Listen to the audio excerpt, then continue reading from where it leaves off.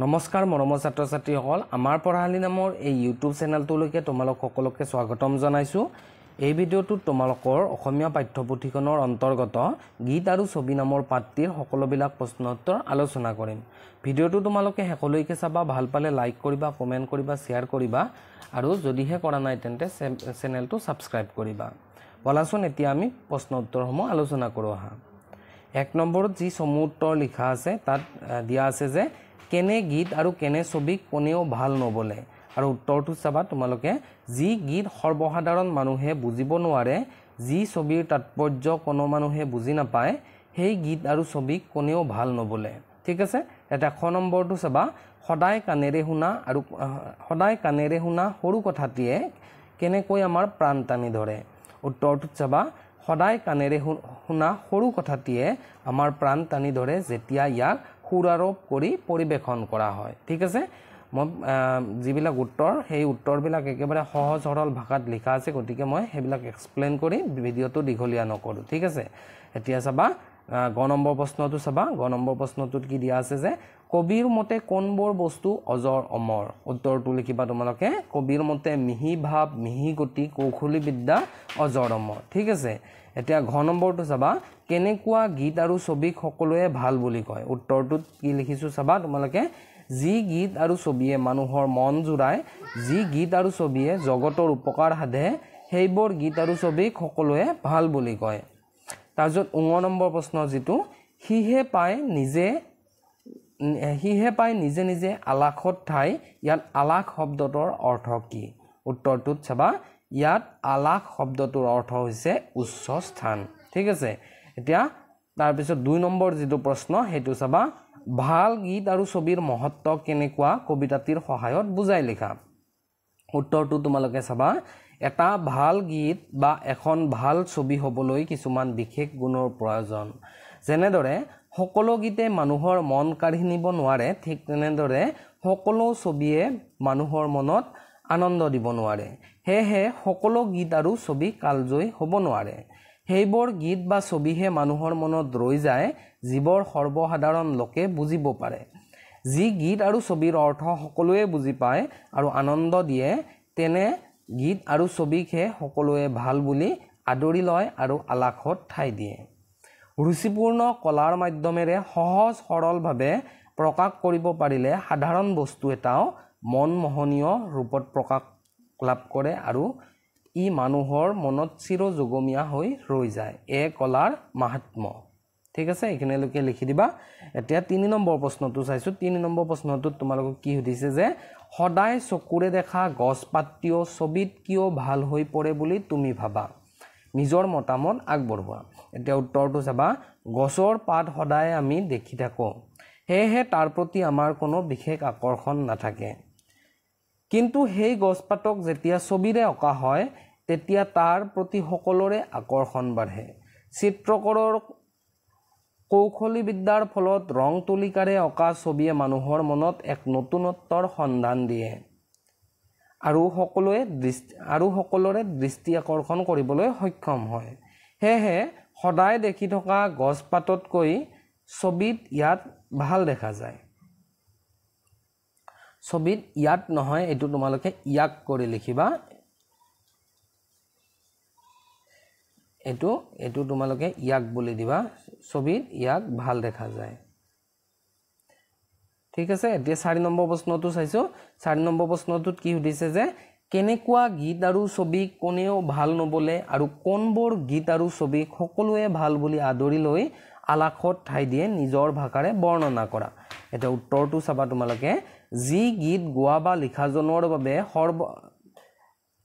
ইয়াতে বাবে হৈ আছে, এইটো তোমালোকে বাবে নহয়, এইটো বাদে হ'ব। বাদে। যি গীত গোৱাজন বা লিখাজনৰ বাদে সৰ্বসাধাৰণ মানুহে বুজি নাপায়, যি ছবিৰ তাৎপৰ্য কোনো মানুহে উপলব্ধি কৰিব নোৱাৰে, সেই গীত আৰু ছবিক কোনেও ভাল নবলে। আনহাতে যি গীত সকলোৰে বাবে বোধগম্য আৰু যি ছবিয়ে সকলোৰে মন কাঢ়ি নিব পাৰে, তেনে গীত আৰু ছবিক সকলোৱে ভাল পায় আৰু আলাসত ঠাই দিয়ে বুলি গীত আৰু ছবি কবিতাটিৰ কবি দুৰ্গেশ্বৰ শৰ্মাদেৱে প্ৰকাশ কৰিছে। ইয়াৰ জৰিয়তে কবিয়ে ৰুচিপূৰ্ণ কলাৰ মহত্ব ফুটাই তুলিছে হ'ব এইখিনি লিখিলে এতিয়া 5 নম্বৰটো চাবা গীত আৰু ছবি কবিতাটিৰ সাৰাংশ লিখিব দিছে তোমালোকক উত্তৰটো চাবা সাধাৰণ কথা এটি বা ছবি এখনো সৰ্বসাধাৰণৰ মন আকৰ্ষণ নকৰে সাধাৰণ কথা এটি বা ছবি এখনে মানুহৰ এইটো এখনো হৈ আছে এইটো এখনে হ'ব ঠিক আছে অলপমান কাৰেকচন কৰি লবা তোমালোকে অৱশ্যে শিল্পীৰ মননশীল দৃষ্টি আৰু কৌশলী বিদ্যাৰ প্ৰয়োগত ই সুন্দৰ হৈ পৰে কিন্তু যি গীত আৰু ছবি শিল্পী গৰাকীৰ বাদে আনে বুজি নাপায় তেনে গীত আৰু ছবি কোনেও ভাল বুলি নকয় মনত আনন্দ দিব পৰা আৰু উপকাৰ সাধন কৰিব পৰা গীত আৰু ছবিয়ে সমাদৰ লাভ কৰে আৰু উচ্চ স্থান পায় গীত আৰু ছবিৰ প্ৰকাশভংগীৰ কলাকুশলতাই হৃদয়ত খলকনি তোলে সকলো কথা আৰু কামৰে এটি কলাত্মক দিশ আছে এই কলাত্মক দিশটোৱে সকলোৰে হৃদয়ত সহজে চাপ বহুৱাব পাৰে আৰু ই জনসমাজত অজৰ অমৰ হৈ পৰে ঠিক আছে এতিয়া আমি 6 নম্বৰ যেটো এটো 6 নম্বৰত তোমালোকক ব্যাখ্যা কৰিবলৈ দিছে ক নম্বৰ যেটো ব্যাখ্যা আছে এটো চাবা সদায় চকুৰে দেখা গছ পাতটিও ছবিটিত ভাল হৈ পৰে সদায় কানেৰে শুনা সৰু কথাটিও গীত হলে প্ৰাণ টানি ধৰে বাক্য কবিতা ভাকি আমাৰ পাঠ্যপুথি অসমীয়া সাহিত্য চয়নিকাৰ অন্তৰ্গত কবি দুৰ্গেশ্বৰ শৰ্মা ৰচিত গীত আৰু ছবি নামৰ কবিতাটিৰ পৰা তুলি অনা হৈছে তাৰ পিছত প্যাৰাগ্ৰাফ চেঞ্জ কৰিবা উক্ত কবিতা ভাকিৰ মাজেৰে কবিয়ে শিল্পীৰ ইয়াতে তোমালোকৰ শিল্পীৰ পিছত এইখিনি গ্যাপ আছে কিন্তু তোমালোকে ইয়াৰ পৰাই কন্টিনিউ কৰিবা শিল্পীৰ পিছত শিল্পীৰ কলাত্মক দিশটো প্ৰতিফলিত কৰি গীত আৰু ছবিৰ মাহাত্ম্য প্ৰকাশ কৰিছে তাৰ পিছত আকৌ তোমালোকে প্যাৰাগ্ৰাফ চেঞ্জ কৰিবা ইয়াত টাইপিং কৰতে এনেকুৱা অলপমান অসুবিধা হয় কাৰণে এনেকুৱা হৈছে ইয়াৰ পিছত লিখিবা নতুন প্যাৰাগ্ৰাফ আমি সদায় দেখি থকা গছৰ পাত এটিয়ে তাৰ পিছত ইয়াতে তোমালোকে কন্টিনিউ কৰিবা যদিও খালি ঠাই আছে আমাৰ মন আকৰ্ষণ কৰিব নোৱাৰে তাৰ পিছত লিখিবা তোমালোকে কিন্তু শিল্পীৰ হাতৰ কৌশল বিদ্যা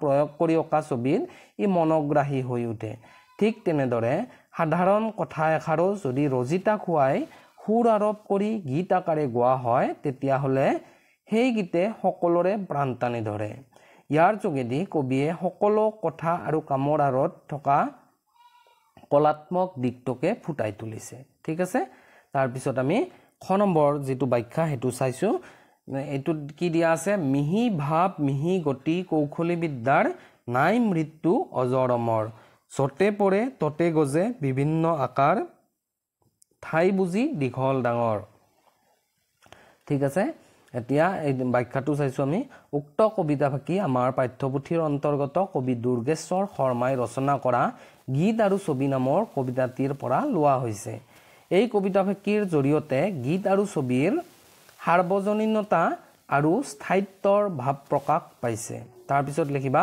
কলাত্মক বিদ্যাৰ এক আচৰিত শক্তি আছে এই শক্তি প্ৰয়োগ কৰি জগতৰ হিতকাৰী ভাৱ আৰু ভাষাৰ গীত আৰু ছবিৰে জনসাধাৰণক আকৰ্ষণ কৰিব পৰা যায় আদৰ্শপূৰ্ণ গীতৰ এটি সৰু কলিও মানুহৰ মনত আনন্দৰ সঞ্চাৰ কৰিব পাৰে সজ আৰ্হি বা সজ আদৰ্শৰ মৃত্যু নাই ইয়াক যতেই হিচা হয় ততেই বিভিন্ন ৰূপ লৈ গজি উঠে ছবি যেনেকৈ বিভিন্ন ৰূপত প্ৰদৰ্শিত কৰিব পাৰি তেনেকৈ গীতকো সুৰৰ মূৰ্ছনাৰে ভিন ভিন ৰূপত প্ৰকাশ কৰিব পাৰি গীত আৰু ছবিত সজ আদৰ্শ আৰোপিত কৰিব পাৰিলে হি পৃথিৱীৰ বুকুত অবিয়ৰ্থ বীজ হৈ সকলো ঠাইতে গজি বৰ্তি উঠিব ঠিক আছে এইখিনিলৈকে তোমালোকৰ ব্যাখ্যাটো কমপ্লিট হৈ যাব তাৰ পিছত ভাষা বিষয়ক তোমালোকক দিছে সমাৰ্থক শব্দ জগত ভুৱন উলাহ